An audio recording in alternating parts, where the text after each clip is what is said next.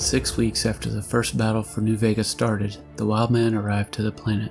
This world was as good as any to die on, and he could shoot savages all day long here, the Wildman thought as he spent several weeks on the planet hunting them, doing what he always did with his large bore sniper rifle, shooting a savage in the chest and then watching it die through the rifle scope. "Do another one, babe." "Sure thing, darling, sure thing." Except he needed to move between shots, needed to keep moving. If he took more than one shot from the same position, he could be tracked down. His position would be compromised. If he only took one shot and then moved to another one, they would be looking for him in his last position, so he was always one step ahead of them. But these savages weren't the metal scavengers that had taken everything that meant anything to him. These had strange metal faceless helmets, but even they vaporized just like anything else when his shots landed. Those shots were from his family heirloom rifle, 20mm cartridges loaded with 1600 green bullets.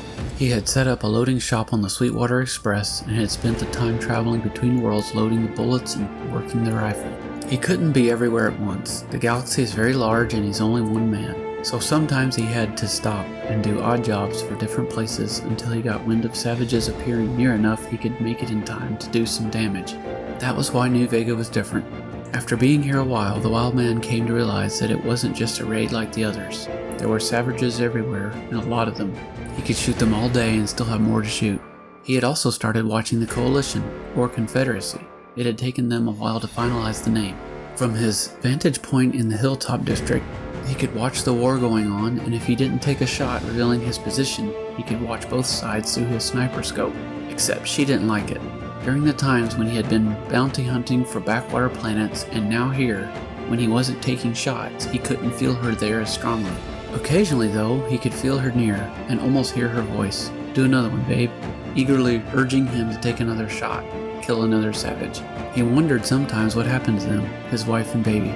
He liked to think they had died out on the farmstead during the raid or perished in a fire, not taken away with the other survivors on Stendhal's bed into the savage hulk to disappear forever in the deep black. No, better to think they were dead. After watching the two sides duke it out for a while, from his position the Wildman noticed that both sides were heading towards a confrontation, a large one, at a triangle space in the city.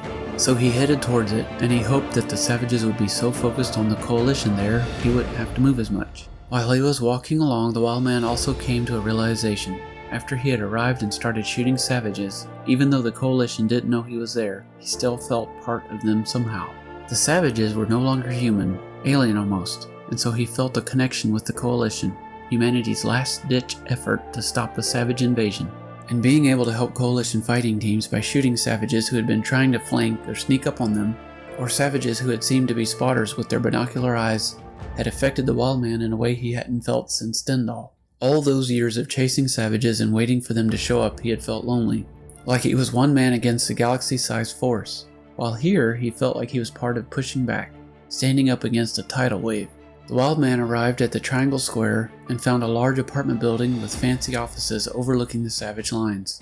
Several stories up, he had found a large open office with many windows where he could get a position deep into the building, near the core, and still had a clear line of sight on the savages below. With this advantage, he had been able to take several shots in succession, lining up on savage gunner positions, or taking out their spotters, or other targets of opportunity. The Wildman had started using hearing protection long ago. The rounds he fired were so large and loud, he would have quickly lost his hearing without it. However, that also means he didn't hear the Titan bombers coming. The building the Wildman had been in wasn't directly bombed, so it was still standing, but barely. It leaned over wickedly, and the Wildman had to struggle to climb down and get out. He made his way to the stadium and met up with the last remaining UW forces left, the ones who hadn't turned tail and fled.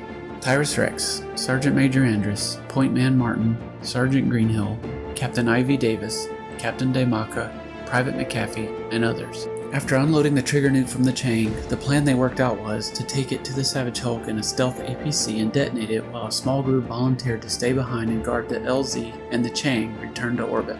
The stealth APC wound its way forward towards the Hulk, avoiding anyone they could and using a route pointed out to them by Captain Ivy Davis. They slowly made their way to the old colony ship, the Stardust Zephyr, which was the original ship the colonists flew here on from Earth. But this was after the hyperdrive was invented, and even though it was possible to turn around and head back home, the technology had not yet been invented that would be able to lift the massive ship off again after it landed on the ground. It was a one-way colony ship, The original colonists had landed, and after being able to disembark and set up farms and cities, they had taken everything they needed out of the Starta Zephyr, but left it intact underground so they could retreat into it if needed. But the savages had other plans. They landed their hulk on top of the old colony and buried down to the Starta Zephyr. The small group in the stealth APC discovered what the savages had been doing down there. They had started building pods and filling them with preservative. The calorie hoarder savages, even though they had done something no other savage had done before in landing their hulk on a planet, still stored their food in pods, living, so it would last as long as possible. While they were traveling along, they could see storage freezers and large containers being transported by savages towards the pods. Nobody liked that they couldn't stop and help. In fact, they hated it, but there was nothing they could do being such a small force with limited time and ammo. The Chang was going to return and take anyone who was left, whether they made it back to the LZ or not. Tyrus Rex may have the most advanced armor anyone had ever seen, but even he was not invulnerable. They finally came upon a convoy of trucks on the road they were on. Up ahead, they could see headlights coming towards them. They pulled the APC over and killed the engines, and everyone grew quiet, watching, knowing what was in those trucks, where they were headed. There were several savages on the top and sides of the vehicles guarding them, until one of the trucks broke down. The savages driving it pulled over to the side of the road, blocking the path forward, while the other trucks behind it drove around and continued on. The savages climbed out and were trying to figure out how to fix the truck. Nobody noticed the wild man climbing up on top of the APC with his rifle, or heard him whisper, "I promised." This one sounded louder than all the others he had ever fired, maybe because it was so unexpected. Then another one. This one took out the second savage on the broken down truck. The only one left now was the driver. The wild man ran to the back of the truck and broke open the lock with the butt of his rifle. Tyrus Rex caught up to him when he opened the door and saw what was inside. Survivors huddled in the back of the truck, scared and dirty, looking at the wild man who was crying and repeating, "I promised," over and over. A quick last-ditch effort plan was thrown together. Take the APC to the Hulk and take the truck with the survivors and the others from their group back to the LZ. After they dropped off the trigger nuke, they would turn around and meet them at the LZ with time to spare. But then they ran into more savages. They were on scout cycles and they were too fast for them to avoid. After a brief fight, the wild man is able to grab one of the cycles and he is able to distract them and lead them away from the survivor truck and from the APC. But he doesn't get far. After giving the savages a good battle, he is finally overwhelmed and they stop him with an immobilization grenade. The wild man is only one man, and there's always more savages. At the LZ, when they were checking who made it and who didn't, McAfee tells Tyrus Rex that Wildman is actually still alive. His tracker is blinking and sending back vitals. Faint, but still there. So Tyrus Rex leaves the LZ and goes back for him by himself. Tyrus is able to go back and rescue the wild man. He used the tracker to find him, and then the servos in his armor to help him carry the wild man to a 75-story tall skyscraper and deposit him on the floor of an elevator. While they were heading up, the wild man was speaking in fits and starts and lapsing in and out of unconsciousness. Tyrus could tell the wild man was speaking to someone that meant a lot to him when he said, "Sorry, babe. I was going to kill them all for you, but they got me." Then he opened his eyes and looked at Tyrus. Nothing is ever going to bring them back, you know. Tyrus did. Now that they are working together, I won't be enough to stop them. Thought I was, but I wasn't. And Tyrus could relate to that too. Fighting a one-man war against the savages, where the wild man was sniping one savage at a time, Tyrus was burning one planet at a time, but it wasn't enough. At the top of the building, Tyrus is able to drag the wild man into the waiting chain and they get away. Before Tyrus passed out, he brought up the Trigger Nuke's remote menu and aborted the detonation. The first battle for New Vega was a spectacular failure.